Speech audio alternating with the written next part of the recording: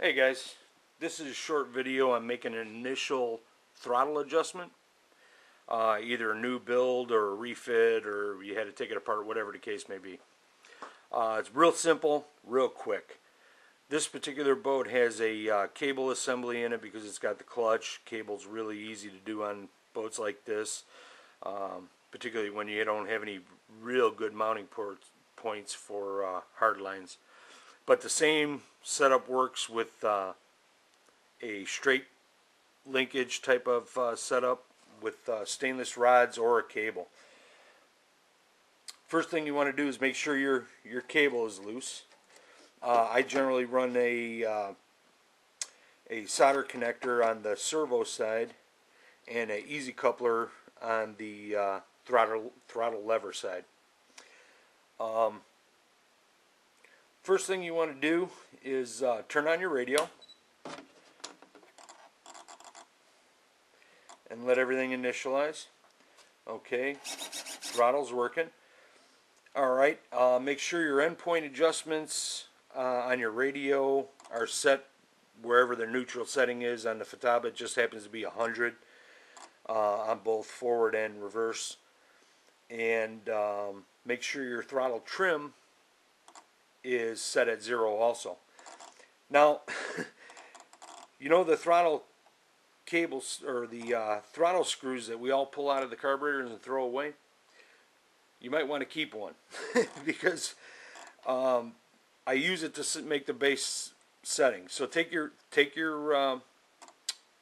idle screw, screw it into the carburetor until it stops, and that'll give you a base idle, and you're going to be real close. You might have to up it a little bit or lower it a little bit, but either way, you're not going to have to try and figure it out later on. Now all you want to do is you've got that screwed in. It's already opened up the throttle blade a little bit. Now grab the cable or your rod, take up whatever slack might be in there, and snug down the screw. Then I use a little wrench on these so I don't tweak the cable or the rod, and tighten it up.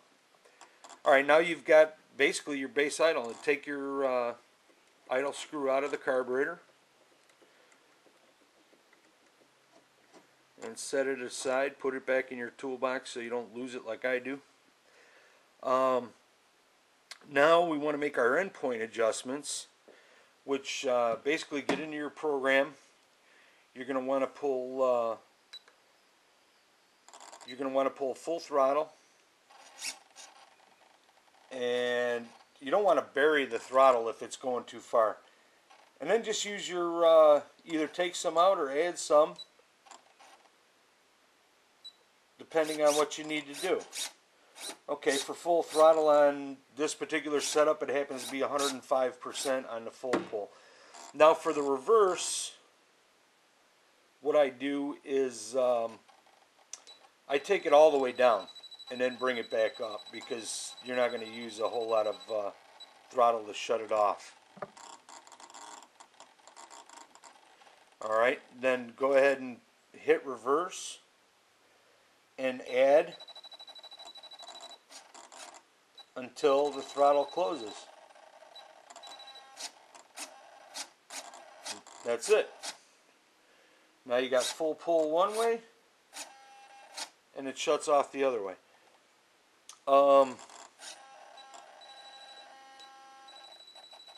Probably a little too much. Just a little bit out of that there.